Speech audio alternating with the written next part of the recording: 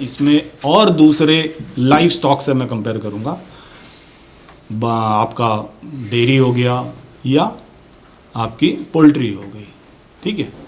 सबसे पहले तो इसका छोटा आकार और सीधा स्वभाव होता है।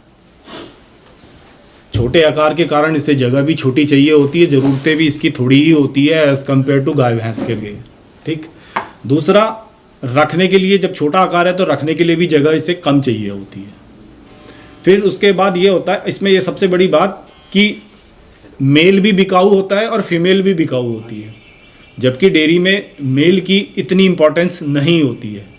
एज ए ब्रीडर आप डेवलप कर रहे हो तो बात अलग है, पर वैसे मेल की कीमत बाज़ार में नहीं होती इतनी।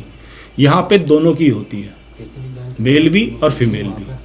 तीसरा, पूंजी की आवश्यकता पोल्ट्री करने के लिए या डेयरी करने के लिए मुकाबले में इसमें कम होती है। यदि आप 10 यूनिट से भी शुरू करना चाहते हैं, 20 यूनिट से भी शुरू करना चाहते हैं या 30 यूनिट से भी, तो आप अपने पूंजी के आधार पे आप कर सकते हैं, ठीक है ना। आपको यदि 10 बकरी है तो 1 बकरा चाहिए होगा, तो आप शुरुआत उससे कर सकते हैं। फिर इसमें क्या बकरी में कि बच्चा पैदा करने की जो क्षमता होती है वो बड़ी जल्दी अटेन हो जाती है। छोटी जो जात की बकरियां होती हैं, यानी जैसे बर्बरी हो गई, हाइट में छोटी, माने छोटी से यहाँ पे मैं जो भी मेरा इस्तेमाल होगा हाइट से मतलब होगा। जैसे बर्बरी छोटी हो गई या आपकी उस्मानाबादी हो गई, तो इनमें 5 महीने के बाद या 6 महीने में इनको ये सेक्सुअली मैच्योरिटी अटेन कर लेते हैं और उसके बाद में ये काबिल हो जाती हैं। और जो बड़ी बकरियां हैं, जो जैसे सिरोही हो गई या जमुनापरी हो गई या बीटल हो गई, तो ये करीब 365 से लेके 560 दिन तक लेती हैं पहली बार हीट में आने के लिए। तो एज़ कम्पेयर टू अदर जो डेयरी फार्मिंग है, इसमें जो सेक्सुअल मैच्योरिटी है वो बड़ी जल्दी आ जाती है।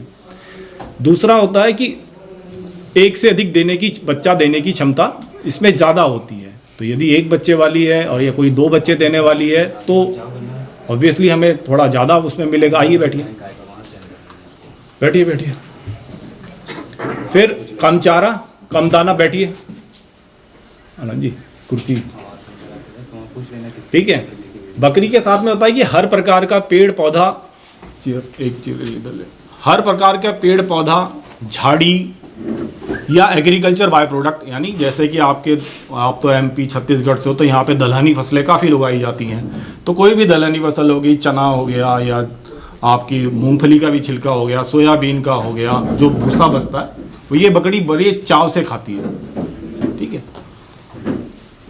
फिर इसमें है कि बकरी में ये खासियत होती है कि ये नए वातावरण को थोड़ा टाइम लेती है, 1 महीना 2 महीना उसको अपने अनुसार ढाल लेती है बकरी। एडेप्टेबिलिटी माने उसकी जो बकरी की है ये काफ़ी अच्छी होती है।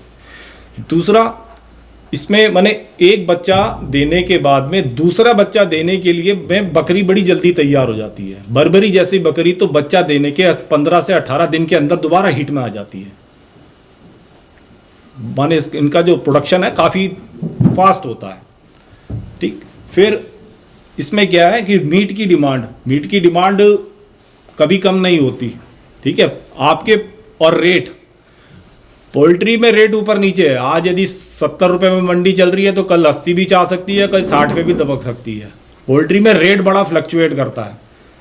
मीट मार्केट में रेट फ्लक्चुएट नहीं करता। यदि वो 500 से 550 हो गया तो 550 ही रहेगा, नीचे नहीं आएगा। 550 से यदि वो 650 हो गया तो 650 ही रहेगा, चाहे डिमांड ऊपर हो या नीचे हो। इसका रेट गिरता नहीं है, ये सबसे बड़ी इसमें खासियत है, ठीक है। फिर इसके बाद में हो गया इसको कभी भी कहीं भी बेचा जा सकता है। आपको कोई मार्केटिंग की कोई स्पेशल आवश्यकता नहीं है। यदि आपके पास में माल है, माल अच्छा है, आप किस लिए काम करना चाहते हो। बकरी पालन में अलग अलग फील्ड है कि आप कट्टू का, यानी कट्टू पे शब्द इस्तेमाल कर रहा हूँ तो बूचड़ वाला माल हुआ। आप ईद वाले गोट्स बचाने के लिए कर रहे हो तो वो माल, उसकी रेट अलग होंगे। आप ब्रीडिंग के लिए कर रहे हो तो वो अलग चीज़ होगी, ठीक है ना। इसमें मार्केटिंग आपको करने की कोई ज़रूरत नहीं है। आप बस ये लोगों को पता होना चाहिए कि इस जगह पे माल मिलता है, तो आपके पास, आप ईद के लिए कर रहे हैं तो आपके पास में आएंगे, त्यौहार के उसके लिए कर रहे हैं तो माल अच्छा होगा, आपके पास लोग आते हैं, आपको नहीं जाना पड़ता। यदि आप कहीं जाते हो तो आपको अपने फार्म पे रेट हमेशा अच्छा मिलेगा, ये बात को याद रखना। आप यदि किसी मार्केट में लेके जाते हो, आप जा सकते हो, आप अनुभव करना, आपको वहाँ पे रेट उतना नहीं मिलेगा जितने आपको अपने फार्म पे मिलेगा।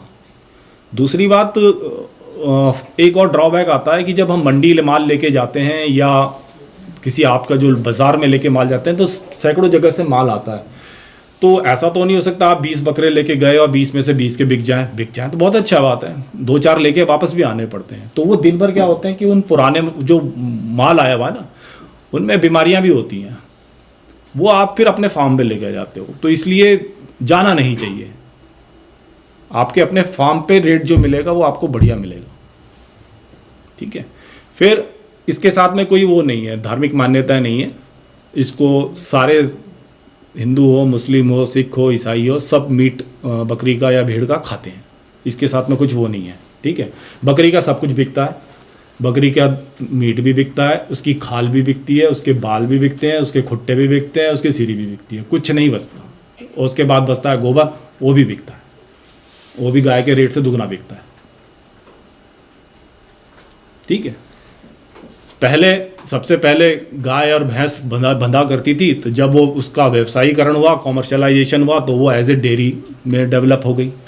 उसके बाद जो घर के पीछे मुर्गियाँ होती थी, उसका इंडस्ट्रियलाइजेशन या उसका व्यवसायीकरण हुआ, तो वो पोल्ट्री में आ गई। इन 5-7 सालों के अंदर जो खूंटे में बंधी हुई बकरी होती थी, उसका भी व्यवसायीकरण हो गया। तो अब वो गोट फार्मिंग में, पहले गोट फार्मिंग में आज से 10 साल पहले, 11 साल पहले इतने लोग नहीं आया करते थे। अब इसके प्रति रुझान इन 10 साल में काफ़ी बड़ा है। माने एक पढ़ा लिखा तबका भी इसमें आता नहीं, तो पहले बड़ा ये हे दृष्टि से देखा जाता था, ठीक है ना। मुस्लिम समाज में तो इसे सुन्नत का काम समझा जाता है, बट हमारे यहाँ हमें आउटकास्ट, जब मैंने शुरू करा था तो आउटकास्ट जिसे कहते हैं ना, कि ऊपर से नीचे तक देखता था वो आदमी कि ये क्या, इवन और क्या, हमारे पिताजी के इसलिए पढ़ा लिखाया तुझे, तो ये नौकरी छोड़ के अब ये कर रहा है। तो ये वो माने जिसे कहते हैं कि वो बात थी, पर अब ये चीज़ नहीं है, ठीक है।